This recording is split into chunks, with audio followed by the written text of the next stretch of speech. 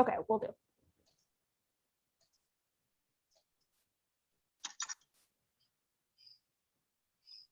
Hello, everyone. We're just going to give folks a few moments here to get connected.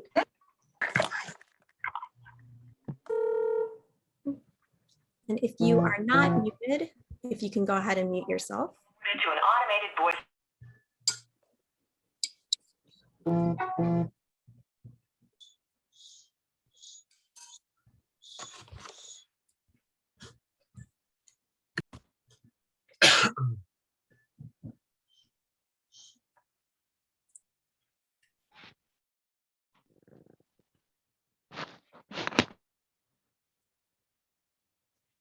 Good afternoon, everyone. I think we can reasonably call it afternoon for all time zones at this point. So I see that some folks are still joining us, but want to be respectful of everyone's time. So welcome. You are in the first day of breakout sessions for the 7th annual HousingIs Summit. I'm Abra Lyons-Warren, Director of Cross-Sector Initiatives at the Council of Large Public Housing Authorities. We're so pleased that you've decided to join us. You are in the session for the education track. This session in particular, we'll be discussing out-of-school opportunities, what that's really looked like over the past year, what it will look like this summer and into the fall. So hopefully that's the session you wanted to be in. We are recording today's session, and I'm just going to go over just a couple of logistics with everyone today. So we do have you in mute mode right now. Please do not unmute yourselves unless you're doing that during the Q&A time and you're called upon. At any time, though, feel free to use the chat function to ask any questions or share comments or thoughts or feedback. We, invite you to minimize distractions. We know that Zoom meetings can be long, but we do think this is worth your time. We also have a conference app. If you haven't checked that out already, that's a great way to see what other sessions we have, agenda, connect with other attendees, lots of great options. And we do have the slides for this session up on that conference app. So if you want to be able to reference those after the fact, those will stay up after the conference is over as well. So I think with that, I'm very pleased to go ahead and turn it over to our presenters who will be introducing themselves further. Linda? 40mm Samyang 1F2. Hi, everyone. My name is Linda Liu. I'm the Director of Strategy and Learning for Partnership for Children and Youth. Just to check with you, Abra, should I just start, or are we letting everyone introduce themselves first? Totally up to you all. If you want to just do it right before you present, that's fine. Or if you want to have everyone go around now. Okay, well, why don't I just get started and then I'll go through my thing. Perfect. I'll lay out the scene for everyone. So I'm going to share my screen. Here we go. So just to kind of lay out the picture, I'm going to kind of set the scene a little bit for what the landscape of housing and education, particularly after school, out of school time, expanded learning has looked like this past year. Talk a little bit about sort of what's come up, what's emerged, some reflections, and then set the scene for what we are anticipating for this summer and fall, and maybe even into the next summer. And I'll start with a quick introduction of myself and Partnership for Children and Youth. So Partnership for Children and Youth is an advocacy and capacity building organization championing high quality learning opportunities for underserved youth in California, with an emphasis on after school and expanded learning and summer learning practices and policy. And, a 10-year initiative that has come from PCY is our House Ed initiative. And it started 10 years ago, essentially on how could we bring quality after school programs directly to housing and housing sites, and to set them up and to really support the staff who are supporting kids. And so, House Ed ensures that children and youth who live in public and affordable housing have access to sustainable, high quality learning opportunities by cultivating systems of continuous learning, fostering collaboration, and building leadership to help close the achievement gap and creating equitable educational outcomes for all children and youth.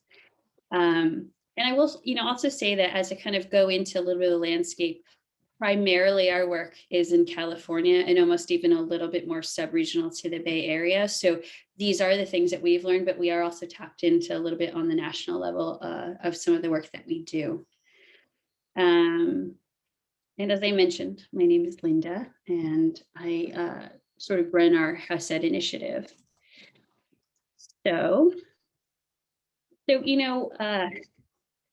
reflections from this past year, intense, very crazy, just quite a unique year that we've all had. And I think when we think about what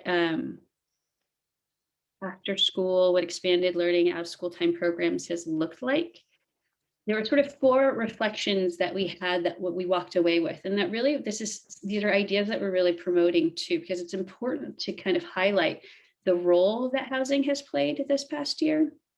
So, prior to COVID, I feel like housing was a little bit overlooked as a centralized service delivery infrastructure. And it provided multi-tiered support, specifically in terms of academic and youth development and parent and family engagement and meals and even, and basic services and basic needs. So when COVID-19 hit and all the shelter-in-place orders took effect, it really highlighted the importance of housing and how quickly, this is the piece I think is so important, how quickly staff was able to mobilize and coordinate resources and position care and support students and young people in continuing learning, but more importantly, in supporting mental health and in trauma and like anxiety and processing the events that were happening. And so particularly with our initiative, HousingIs provided continued after school learning, and our network of housing agencies it was more than just learning, but it was a space for wellness checks, parent and family support, enrichment support, and housing ended up taking on the roles that schools couldn't. And in some ways that were really obvious, they became meal sites. We saw people delivering meal kits and providing tech support and figuring out how to get Wi-Fi and getting everyone connected to not just access, but like quality technical resources, doing wellness checks, sending texts, sending emails, knocking on doors, putting out flyers to see how everyone was doing. But there's also these nuanced ways that we're learning is like, that was the connection. Like they were still providing connection. They're preventing isolation. And I think that those were really important things to note. And as a part of that, not just the start, but as like in the evolving ways of COVID-19 over the past year is what we were learning is that we had to really redefine what quality in after school looked like and what engagement really meant, because everything just looked very different. So we wanted to pivot to help staff who are supporting young people pivot too, to meet everyone's needs, but also meet everyone's needs in that moment that was just constantly evolving. And so a big part of that was what quality meant shifted to providing structure and routine. And not just for young people, but for parents as well. And creating new pathways for motivation, because there was questions of, well, what am I doing this for? What does this look like? And I think there was a piece of that became very, very important. And even new methods. This was a big one, right? The new methods of engagement, like a whole new Zoom world, a whole new whatever platform you were using world. And so building out very quickly virtual facilitation skills and tips and tricks, hybrid models of engagement, how to find that balance of asynchronous and synchronous learning, of providing kits and books and this and dropping it off at people's doors and still finding a moment to reflect on what they did as a part of it. And so coming up with really creative ways to engage. Another reflection is the shift and change of how to adapt capacity building, training, and technical assistance for resident service coordinators, for site coordinators, for line staff, people working on the ground. And that was training, adapting resources to be virtual from our end and to kind of show how they could be modeled. Bite-sized trainings, virtual learning communities, flexible trainings and just more one-on-one support. And then a big one was this idea of scaffolding. We were seeing that parents are becoming teachers. We're seeing homes and living rooms being turned into classrooms. And so how could we help and support? And what did that mean for staff? What did that mean for parents? And, you know, ultimately then what did that mean for young people?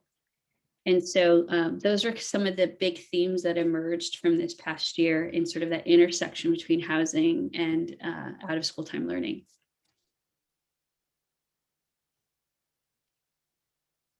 And so, you know, some of the supports and resources that were coming out that either we were seeing, we were creating, we were sharing, were redefining virtual and hybrid quality standards. We were seeing virtual site visits so that there was another lens into different ways to support. Finding ways to adapt things to become like enrichment things that we're still able to be supportive, virtual volunteering and virtual tutoring. And then obviously virtual staff development courses around youth and parent engagement, capacity building around equity, and then facilitation tips and tricks, and really providing resource pages. And at the very start of the pandemic was, how do we provide more critical response or health and safety protocols and policies that can just be quickly used and adapted? So that kind of leads into what's next. And this is a little bit more with a lens towards California, but at least there's an unprecedented amount of state and federal money that's coming into the system for recovery. I know in California, that's 4.6 billion in terms of AB 86. And that's a specific grant towards expanded learning and connection to school days, but they're all the pathways are through county offices and local education agencies. And federal money in terms of ESSER funds and federal recovery, education recovery money. And so there's a big opportunity right now because all of this is one-time funding, and it varies, but it's you're going to see it go from one-time funding that needs to be spent in 18 months to about 2 to 3 years, depending on where those funds are coming from. We're seeing there's like a big opportunity to do a lot more for kids around social-emotional supports, mental health, and learning recovery. And schools can't and shouldn't be doing this alone. So there's going to be a lot on schools' plates. There's, staff shortages. There's capacity issues. There's like still variations depending on school districts around what fall looks like. So there's a new openness to partnership that needs to be addressed and to leverage. And it's an important time for housing to reach out to school systems on ways to collectively address those needs, because schools want and actually need direction for how to kind of guide some of these funds to support continued learning and to support, community partnerships within after school and at housing. So,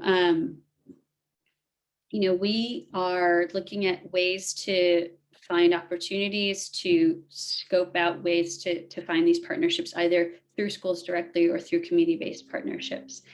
And, I think also next to think about is that we have actually created an infrastructure that didn't exist before in technology in a virtual setting. And while there's definitely fatigue and Zoom fatigue and all of those things, it would be a waste to lose that infrastructure. We don't want to only rely on it, but it can become, if we leverage it in a way, it can be so supportive in ways that services, that's learning, enrichment, support can happen for our kids living in public and affordable housing. And then the third is that we really saw that things weren't working this past year and they weren't working before that. So being really conscientious that we want to rebuild better and not back to the same. And so what we hear from kids themselves and what they really missed are things that we should really look at emphasizing and highlighting about connections and about around the kind of supports that they need. So that's like a very broad look at what we saw and then where we're going. And I will stop there and pass it on.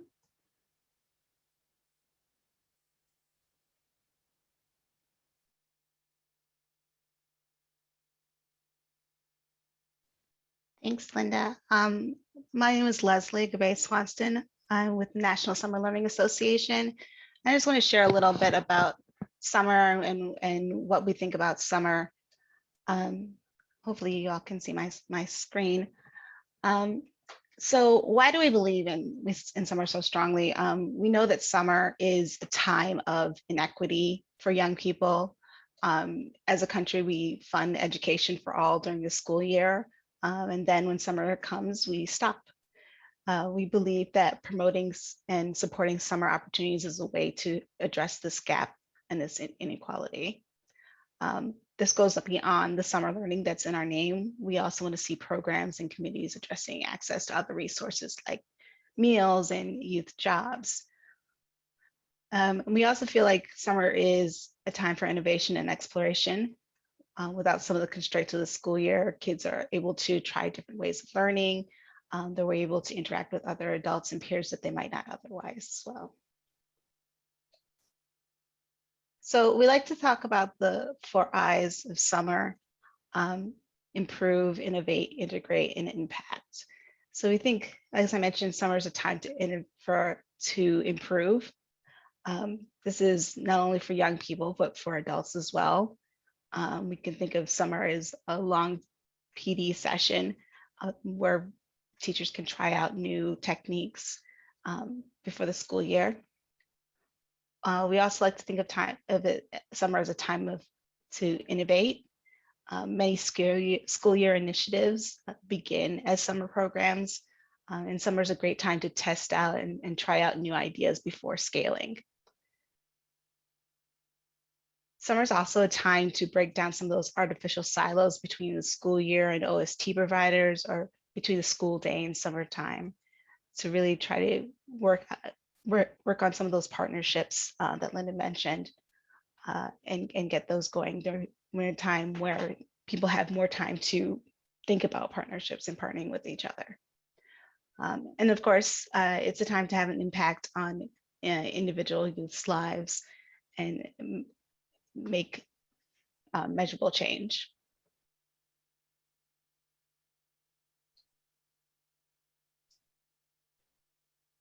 So just to emphasize the difference when we talk about summer learning versus summer school, I think we know some of this intuitively, but just to kind of emphasize some of the differences that we think of when we think of between your traditional summer school and what we think of as summer learning.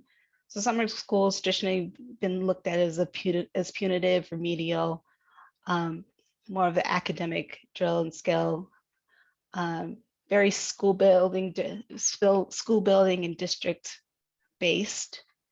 Might seem kind of boring or disengaging, like I mentioned, punitive and mandatory for students who might have fallen behind during the school year. It's also very adult driven and can feel and look a lot like traditional school. When we think of summer learning, we think of things that we're focusing on new accelerated learning. We're looking more at project-based, hands-on learning. It can take place in a variety of settings. In this case, public housing, it could be libraries, it could be museums, it could be anywhere in the community that summer learning is happening. We wanted to, and we encourage people to make it exciting and engaging and attractive program that kids will want to voluntarily go to, and that is open to all students to participate in.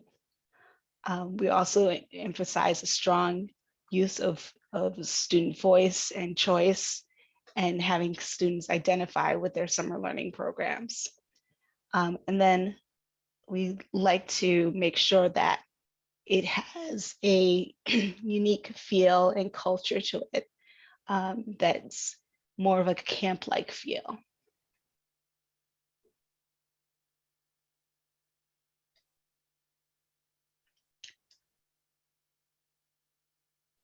Finally, Linda mentioned there's a lot of money that's coming through the states right now.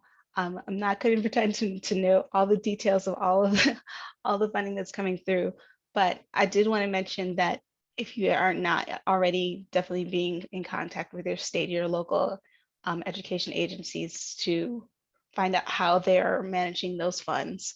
I'm going to put some links to a webinar that we did a month or so back, specifically on the American Rescue Plan funding and some frequently asked questions around that. So to make sure that you all are aware of how that is working. And that I'm going to turn over to the next group.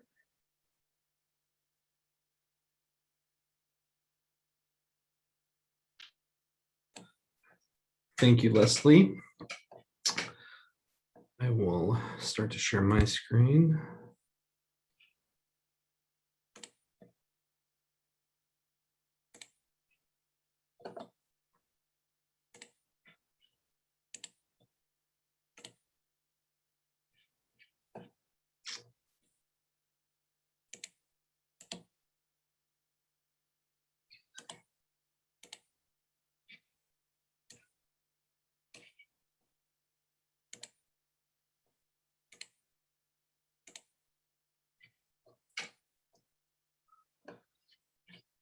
Okay, can everybody hopefully hear me?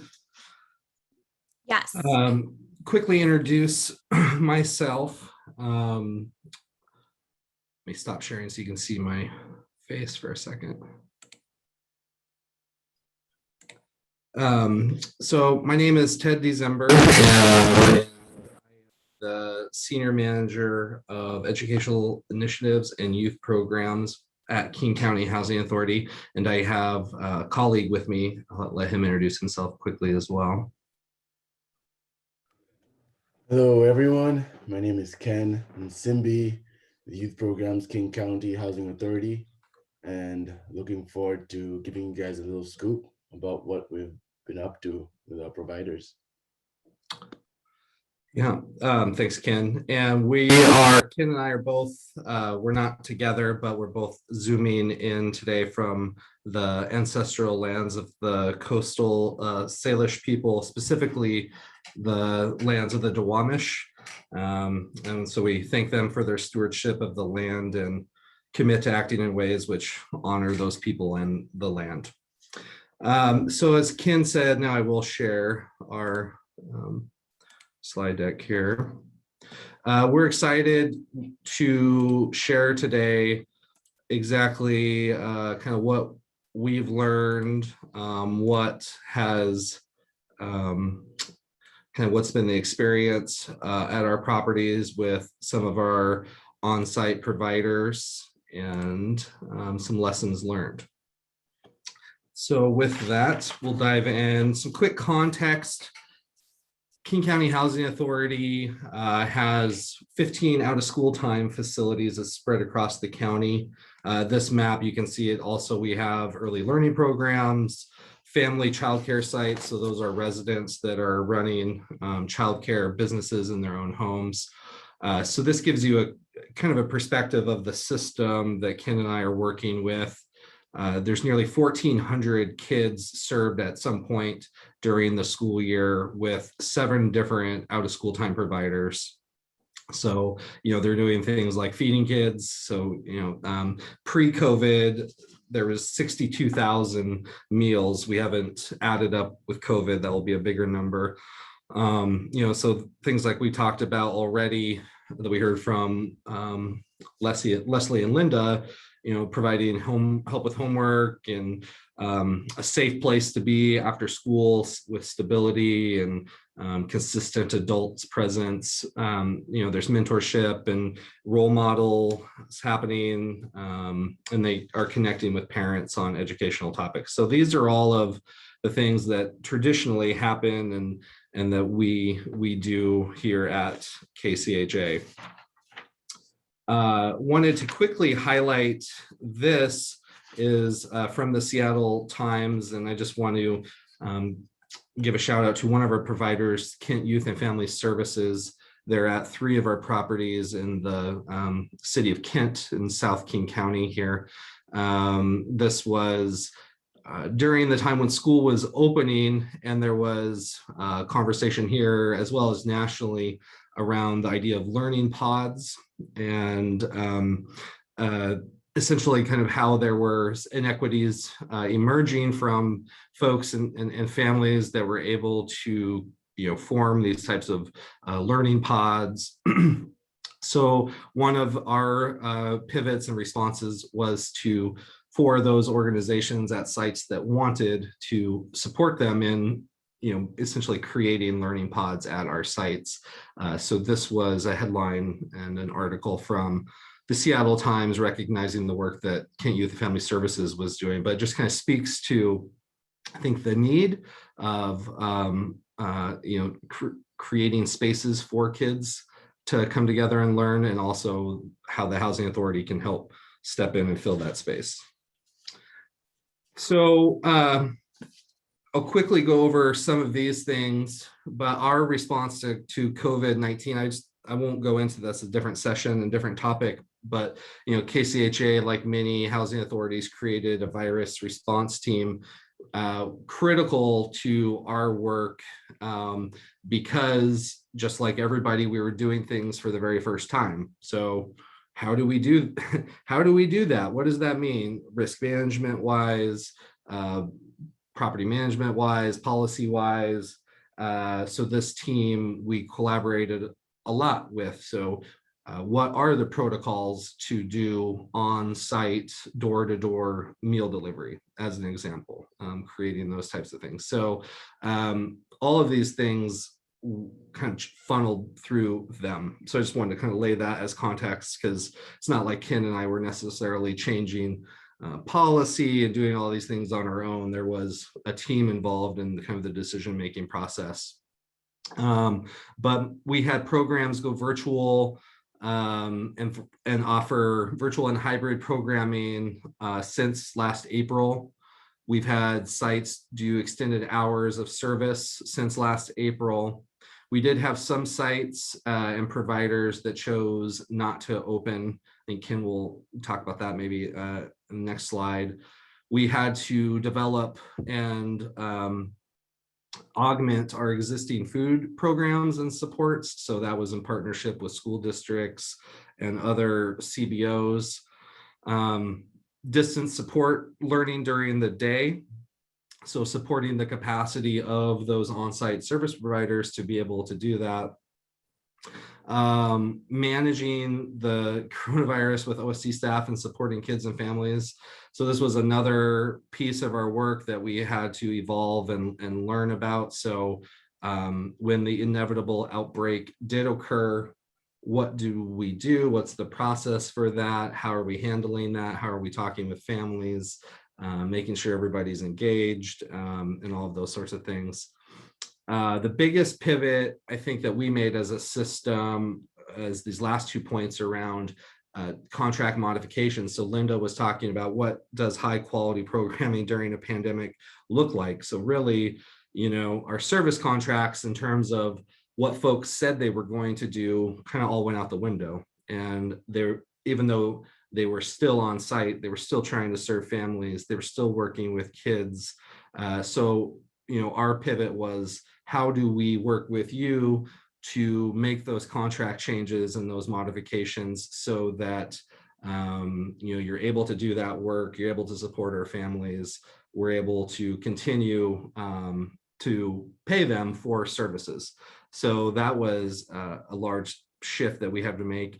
And then also trying to leverage some COVID funding while it's available to offer supplemental funding through June of 2021 for those providers who are offering on-site services, because of the recognition that even though we did have existing service contracts with these providers, the hours in those contracts were a few hours a day, 4 or 5 hours a week, because it's an after-school program. Whereas now many of them were there all day long, 12 hours a day, 5 to 6 hours, 5 to 6 days a week. And so we had to support them in finding more funding. So that's through grants and other applications that they've submitted, but then also what could we do to try to supplement some of their funding through 2021. So those are big pivots that I wanted to kind of call out that we made at the Housing Authority.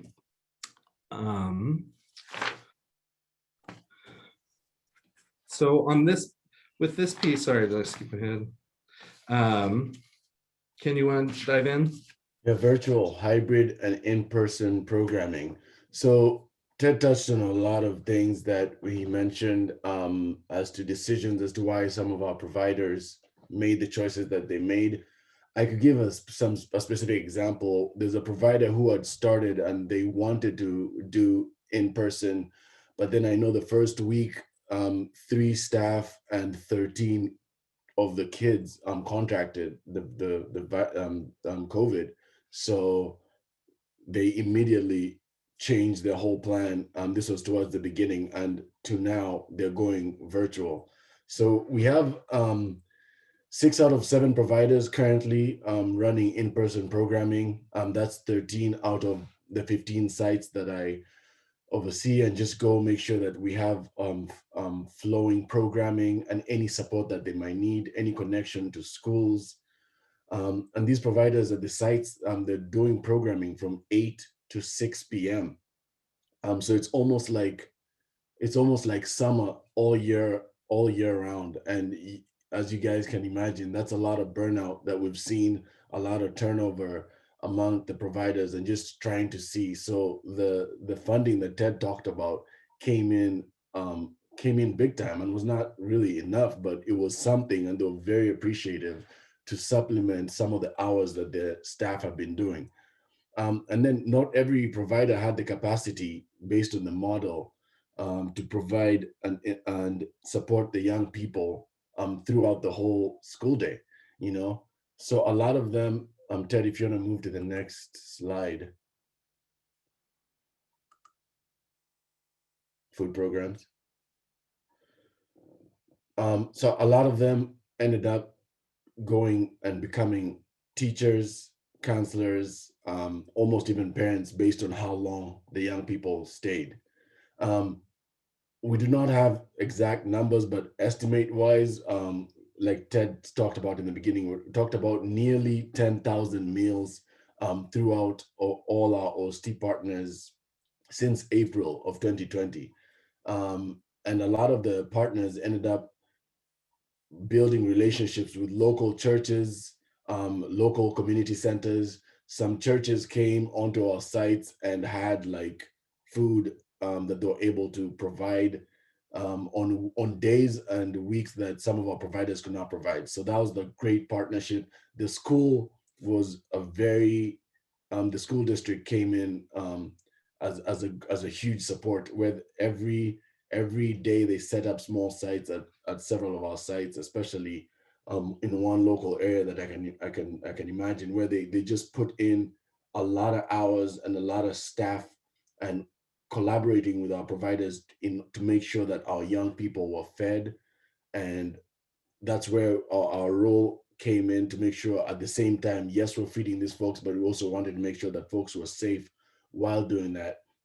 The positive outcome for that is we got to see some of the families come in, because sometimes families don't normally come to the youth programs, but this was a good bonding time for the providers and the families to get that connection, and then to move that on forward, to build that relationship in case they needed to discuss anything school related. Online support across all our portfolio sites. Ted, that's the next slide. It was 5 days a week, as it mentions, 2 partners, after school, virtual programming, no school day supports. Providers became, as I mentioned, they became everything for the young folks. With the burnout, there was still a higher connection that continues on right now. And I think one of the speakers mentioned how it will be disservice to take away from what we've learned virtually, because some of the techniques and some of the lessons that we learned, we need to keep moving forward, because now we see that we can do it. A lot of our programmings, this one's reached Birch Creek and Pine Tree Elementary, Birch Creek is one of our sites. And then Ballinger Home and Lake Forest Parks, for those who might not know, these are sites of ours that collaborated well and closely to with the schools to provide the programming needed. Moving on to the summer slide. I'm going to start wrapping up here shortly. June 1st is the plan for all sites to come back. I meet with each provider quarterly just for reports, data, to see how we're tracking and how we're moving along. So all of them have confirmed, but this is all based on of course, the guidance and the plans of reopening, because as you may know, there's talks about, if it hasn't happened already, that we're going to be going back to phase 2. So based on how we're going to be open by then, June 1st is the tentative date that all our providers are thinking of coming back in small groups. And even the ones who had a very good handle on the virtual programming, even they want to come back on June 1st and open, because they've noticed a drastic drop in numbers, like significant, almost by 30-40% drop for the virtual programmings that were working well. It's just virtual fatigue. The young people want to be out. So it's going to be small groups, but it's going to be able to proceed that way. And then Ted, if you want to jump on the learning from COVID slide. Yeah. So our last little bit here, we wanted to share just some of what our learnings have been, a reflection of everything. And I think similarly to what we've heard already, one is that our system historically perpetuated social and racial inequities. COVID made that easier to see. And the whole premise of being here is, housing as the center of things, being positioned to be an anchor institution. So we're positioned to partner with other systems to implement reforms to address and policy to address these things. So thinking about things as food programs, for an example, I don't know how experienced people are in the federal food programs, the summer meal programs, and all of those things. Lots of red tape was able to be cut during COVID, which made it much easier to layer programming and opportunities on top of each other. So we could serve whole families, kids. It didn't matter if they were going to school or in our school program, things like that. We don't necessarily have to go back to those rigid ways of being that actually made it more complicated. So that's one reflection. Another is that everyone is a teacher. Maybe not everyone if you don't have kids or are around kids, but I think in many cases what we learned is, especially on large communities where there's lots of kids, everybody's a teacher. It's the maintenance and landscaping crew, to your out of school time programs, to your property managers, and to the parents. And so it's not just the capacity building, I think, for parents, but capacity building for everyone. How are we supporting everybody to be a teacher? And then relationships matter. So that's relationships with everybody, relationships with the residents, the partners, and our other CBOs. I think any success that KCHA had as a result during COVID is because of strong partnerships and relationships, and being able to bring people together around common cause and spur collective action. So I think we knew relationships were important, but it's really demonstrated how important those relationships are. So with that, I think we'll stop, and we're going to do some breakout rooms. Aubrey, you're going to help us do the breakout rooms? Yes. So what I will be doing is I will be opening up 2 breakout rooms in just a moment for everyone. If you have the latest version of Zoom, then you can place yourself in the breakout room. You would do that by just looking at the bottom of your screen if you're on a computer. So I'm going to go ahead and open that. If you are having any trouble getting into a room, please just unmute yourself and say something, or drop it in the chat, and I can go ahead and move you into a breakout room for you. What we are going to be doing is room 1. will be for those of you who would like to discuss more about in-person efforts for out of school time. So this will be with the National Summer Learning Association, as well as someone from KCHA, talking more about that. And then breakout room 2 will be more focused on virtual efforts. So this will be with Linda from Partnership for Children and Youth, and then also someone from KCHA. So please go ahead and move yourselves into a breakout room. And if you need assistance, please just raise your digital hand and or put it in the chat and we will get you settled.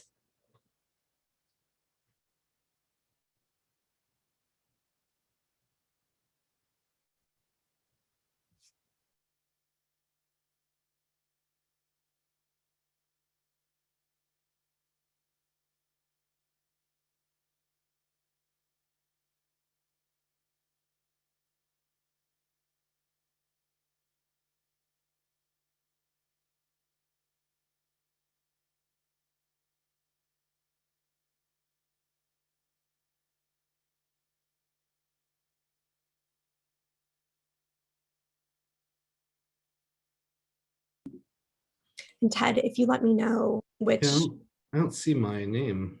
Oh, okay, I can move you. Are you? I'll do the in-person, and then Ken and Leah will go to the virtual. Perfect, thank you.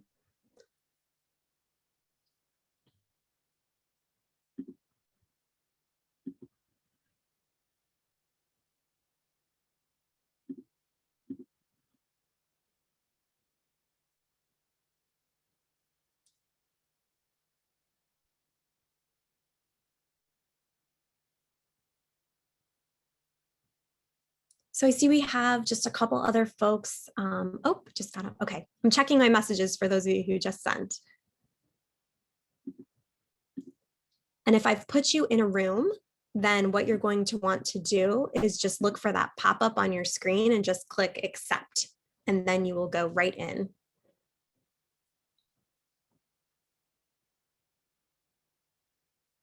So there is just a handful of you left in this main session. If you do need assistance in being placed into a breakout session, please just let me know.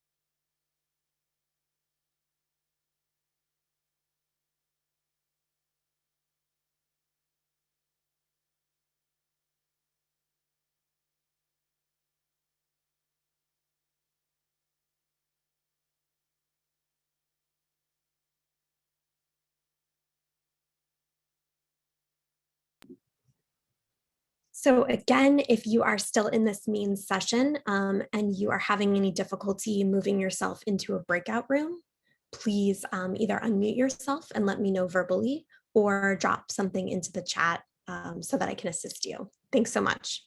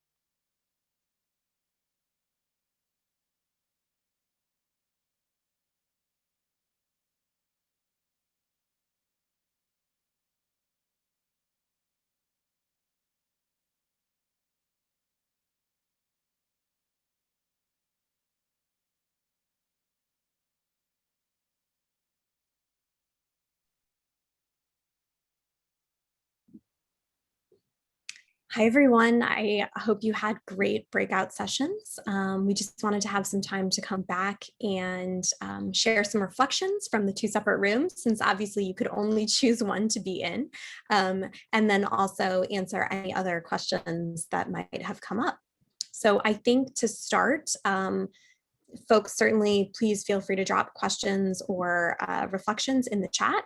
But if any of our speakers want to kind of give a brief sort of summary or reflection out from your sessions, that would be great.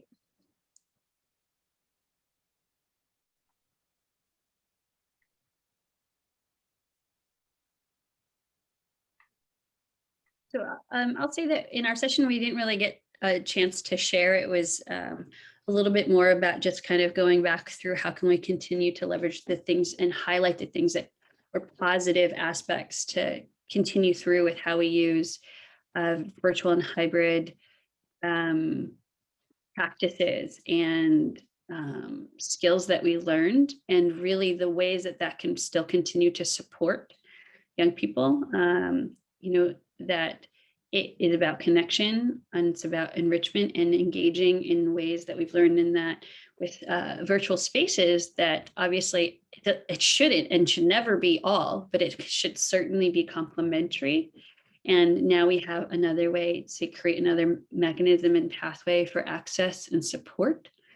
And that's really important. And so really to gird that, to support that, is just digging a little deeper, if we haven't already this past year, into how to maintain some of our best practices, either in capacity building and supporting staff around facilitation and that, or in the ways that we know that kids have really enjoyed virtual spaces.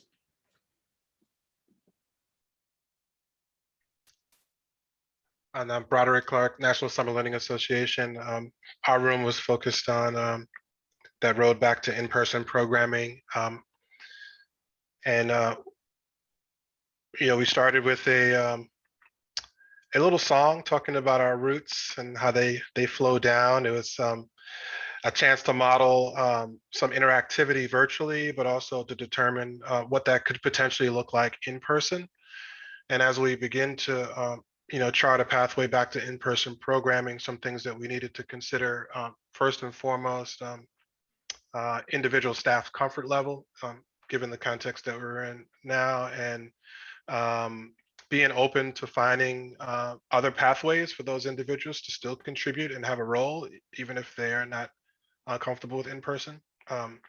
So doing that very intentionally. And then the other piece was that, and this is sort of my thought, that it's not anything like incredibly radically different that we need to do, other than to continue to provide high quality, positive youth development experiences for our families, and that in and of itself will have an impact on some of the losses that folks have experienced during this crisis. So those are just in the short time that we had, what we touched on. I don't know if anybody else in our room had any reflections you wanted to share.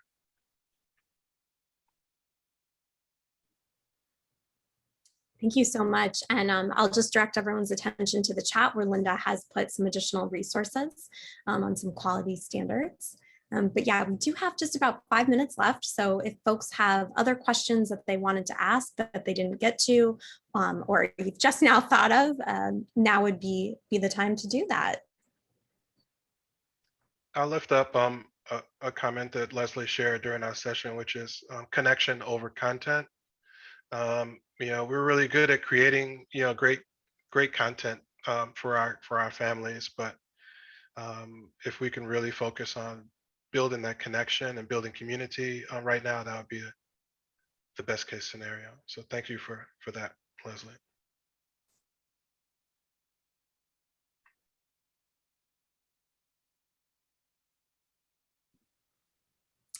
I'm not seeing any chats come in. I'm not sure if anything's maybe gone directly to some of the speakers, but yeah, I'm sorry that I had to stay in the main room and look forward to hearing more about what happened. Did any of the attendees have any final thoughts, what they're thinking about in terms of their community any challenges you're seeing or thinking about?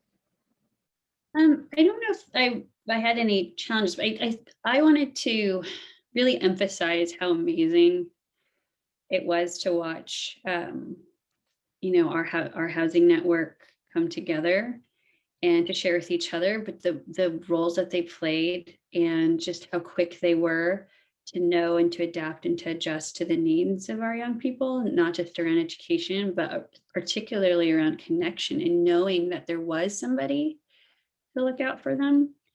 And, to really highlight that, because for us as a network, one of the things that we want to continue to emphasize is that point to a larger audience, to highlight that unique role that they played, that we have all played in that, to showcase that, that housing is a great partner and that it's something that others should be paying attention to who are not. So that's also some of the work that we're hoping to emphasize as we move forward.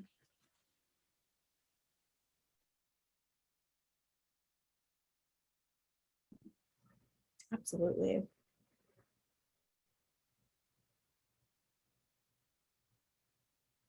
Yeah, I think as we've really heard both from the national perspective, kind of, national, but also specifically for recommendations in the state of California, and then the specific experiences of the King County Housing Authority.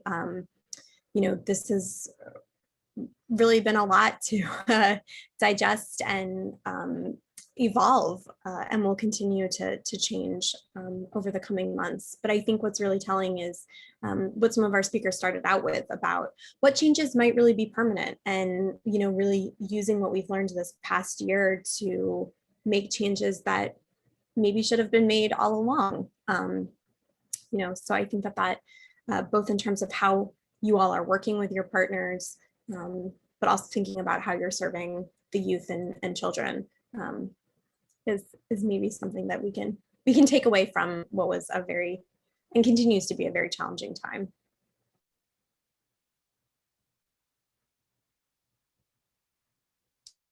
Well, last call for questions or comments. While you are thinking about any final thoughts, I will just give an additional plug that all of you will be receiving an email at the end of today with a link to evaluations. So please do fill those out. We really do value your input and use that to help craft future events.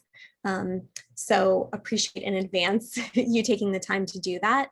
Tomorrow we will be starting at 12:30 Eastern with a session with Yardi Systems Incorporated, and then we'll be moving into our plenary starting at 1:45 p.m. Eastern time. And that's with that same link and password that you used for the plenary today, the HousingIs Summit room. So I know a couple folks had some issues with their firewalls, with our emails. So hopefully tomorrow everyone can get in when they want to.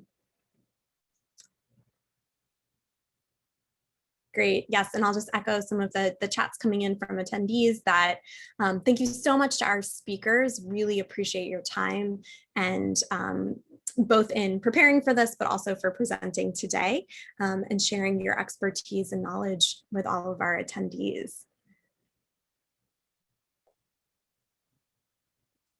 Thank you, Abra, for having us and creating space for it. Of course. Great.